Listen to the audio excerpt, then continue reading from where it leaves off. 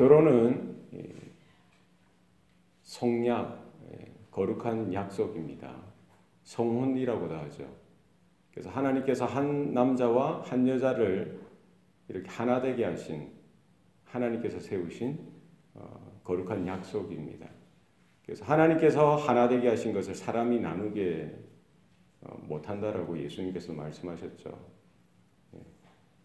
그래서 하나님께서 세워주신 약속, 이것이 지켜져야 하는데 오늘날에는 보면 그렇지 않습니다.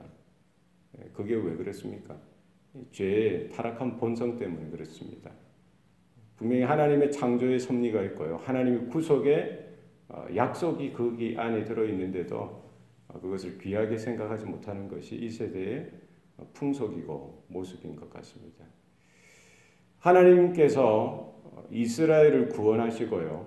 출애굽케 하시고 그들과 가장 먼저 하신 것은 약속을 맺는 것입니다. 언약을 맺으세요.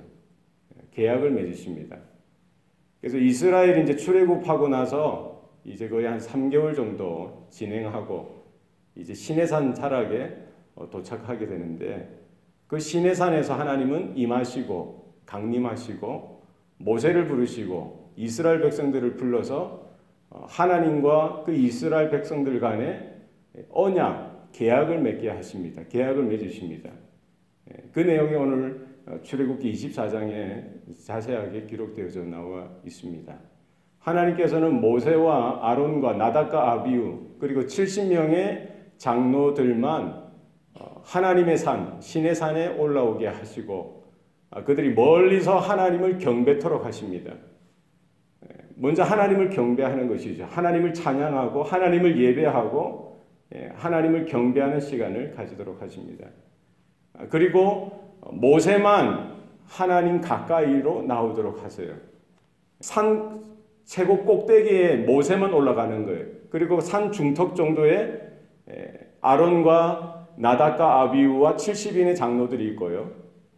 그리고 시내산 그 끝자락에 시내산 아래에는 이스라엘 백성들이 지금 있는 것이죠. 그래서 지금 하나님을 예배하고 하나님을 경배하는 이 장로들과 아론과 모세와 그 나답과 아비후 그 산 중턱에 있다가 누구만 지금 하나님 앞에 가도록 했습니까? 모세만 가서 하나님의 음성을 듣고 하나님의 말씀을 듣습니다. 하나님의 말씀을 다 듣고 나서 모세는 이제 내려와서 하나님의 모든 말씀 그리고 모든 율례를 백성들에게 가르칩니다. 선포합니다. 그리고 오늘 본문에 보니까 3절 말씀에 모세가 여호와의 모든 말씀과 그의 모든 율례를 백성에게 전하매 그들이 한 소리로 응답하여 이르되 여호와께서 말씀하신 모든 것을 우리가 준행하리이다. 하나님께서 모든 말씀을 주시고 백성들은 그 말씀을 듣고 받고 그 말씀을 따라 살아가겠습니다.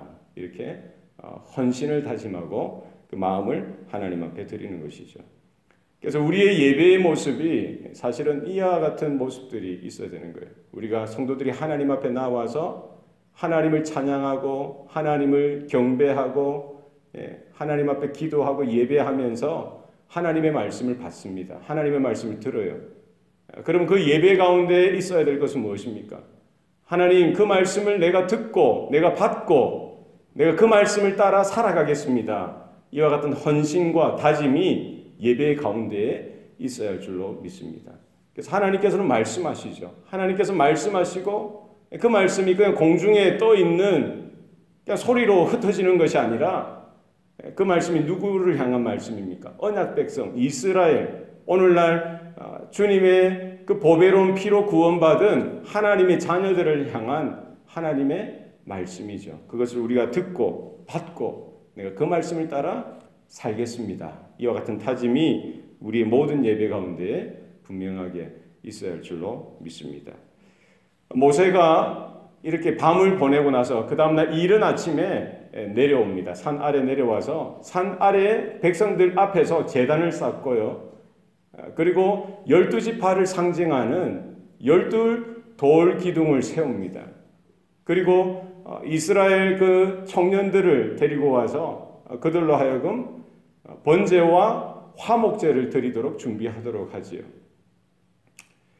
그리고 이스라엘 모든 백성들 앞에서 이렇게 소를 잡고요. 그 피를 양푼의 절반 담고 나머지는 그 번제단에 뿌리면서 그 이스라엘 백성들 앞에서 다시 한 번 더 하나님의 언약의 말씀을 그들에게 선포합니다. 7절 말씀에 보면 언약서를 가져다가 백성에게 낭독하여 듣게 하니 그들이 이르되 여호와의 모든 말씀을 우리가 준행하리이다. 다시 한 번 더 하나님의 언약의 모든 말씀을 백성들 앞에 있는 그대로 선포하고 낭독해서 읽어드리고 그들의 반응이 뭡니까? 우리는 그 말씀을 따라 살겠습니다. 그 말씀을 따라 준행하면서 살겠습니다. 다시 한 번 더 그 언약의 말씀에 그들의 마음을 이렇게 드리고 헌신을 다짐합니다. 그리고 나서 모세가 뭘 합니까? 모세가 그 절반 남은 피를 가지고 그 모든 이스라엘 백성들에게 뿌리는 거예요. 피를 이스라엘 백성들에게 뿌리고 그가 선포합니다. 이것은 여호와께서 이 모든 말씀에 대하여 너희와 세우신 언약의 피니라. 마치 그 언약의 피는 뭡니까? 우리가 계약서를 쓰고 나서 마지막에 사인을 하듯이 인장을 찍듯이 붉은 인장을 툭 찍어서 이 계약은 유효하다라고 확증을 하듯이 이스라엘과 하나님 사이, 하나님과 이스라엘 사이의 언약을 선포하고 상방 간의 언약에 대해서 확인하고 나서 그리고 그 짐승, 소의 그 피로 그 번제와 화목제 피죠. 화목제 피로 절반은 제단에 뿌리고요. 하나님 편에 뿌리는 것이죠. 하나님 편에 뿌리고 그리고 절반은 백성들에게 뿌리면서 이 언약은 하나님께서 세우신 언약, 그 이스라엘 백성들과 하나님께서 세우신 언약이라고 분명히 확증하고 확언하고 마치 사인을 하듯이 이 언약에 피를 뿌려서 그 모든 언약이 하나님의 언약이고 백성들 가운데 맺혀진 언약인 것을 확인하는 시간을 가지게 되어지는 것이죠. 바로 이 언약의 피가 상징하는 것이 무엇입니까?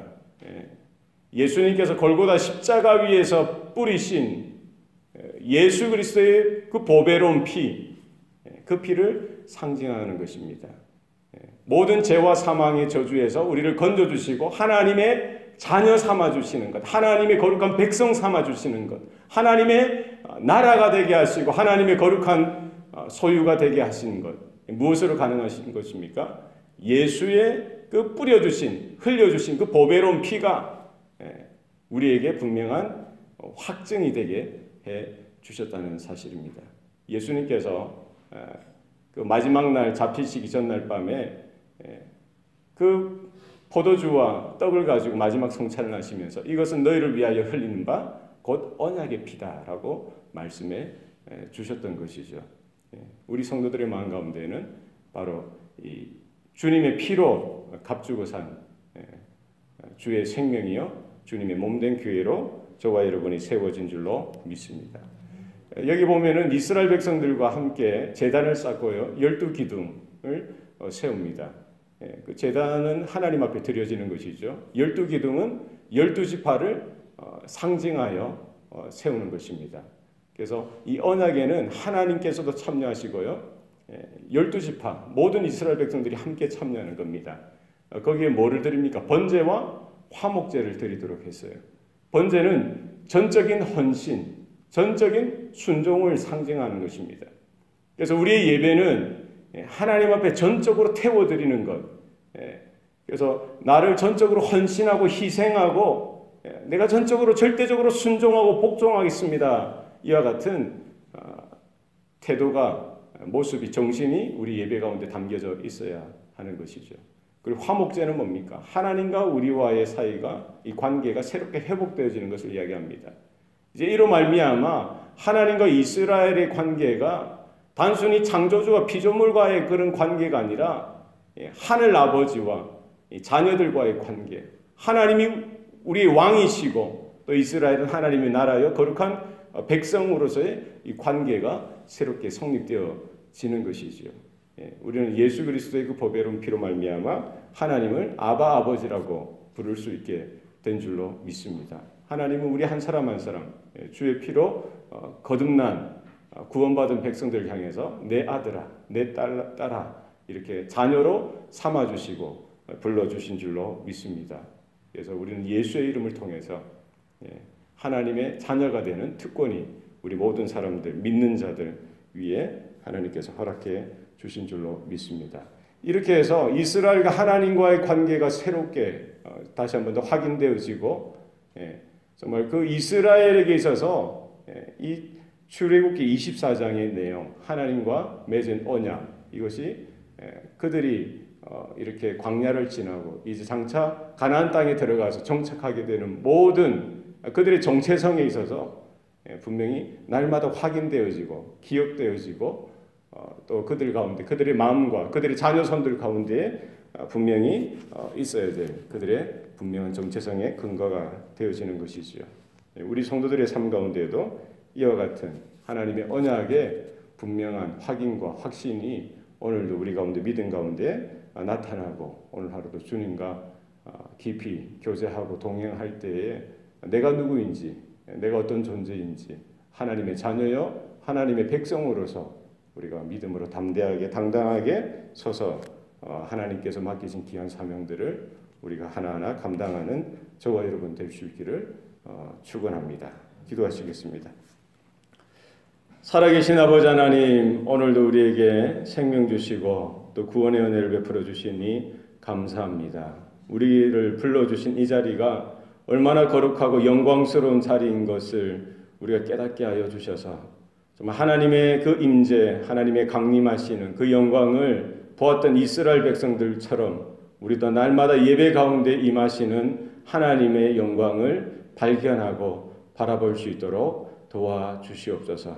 우리의 드려지는 예배가 단순히 습관이나 우리의 전통을 쫓아 진행되어지는 예배가 아니라 살아계신 하나님이 임재하시고 말씀하시며 그 말씀을 우리가 듣고 마음에 받아 내가 그 말씀을 따라 준행하겠습니다. 이와 같은 살아있는 신앙의 고백이 넘치는 귀한 예배가 될 수 있도록 하나님 주장하시고 하나님 복을 내려 주시옵소서.